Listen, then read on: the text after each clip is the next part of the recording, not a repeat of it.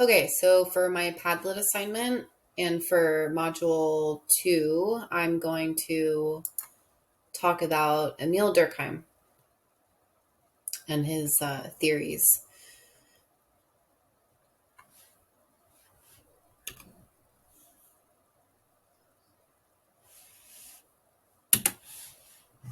Okay, so he's the founder of sociology. He's a positivist, so he is more objective. He really wants sociology to be a science, which I understand too. This is how he differs from Weber. Weber is all about subjectivity.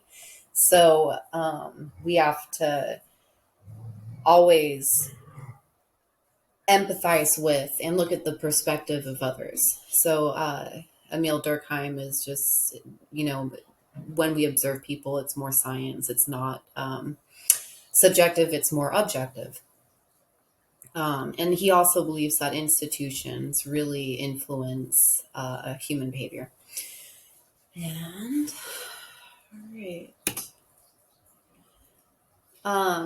The biggest takeaway from the whole module was his theory on suicide. Like you had mentioned in one of your lectures, that a common, you know, ideology of capitalist, individualist society is that suicide is very selfish. People cop out, right? But it's not in that way. Durkheim and Karl Marx really both show us that society, and at that moment, the attitudes that our institutions uphold all influence us in certain ways that can turn into suicide. So I found this stuff online, images on his theories.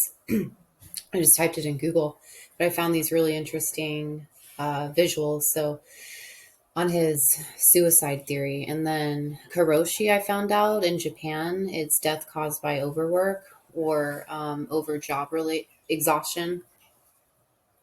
So we can see this over here, and that's more of the fatalistic suicide. So the excessive regulation, a lot of rules within the economy, their job. I found this other visual too that really helped me understand the different ways of how much too much integration into society, and then how much too much regulation or too little, right, of integration and regulation can influence us to ultimately end our lives. So yeah, suicide due to a breakdown of social equilibrium, bankruptcy, loss of job, loss of families, so anything major, a crisis. Altruistic, these are the cult suicides, or military suicides too much integration within a group. Yeah. And then fatalistic, like in the other slide, karoshi. So society sets very high expectations that are burdensome, and that people should remove themselves from society, which is incredibly sad. Sorry, my dogs are running around. It's raining, so I haven't been really able to take them outside.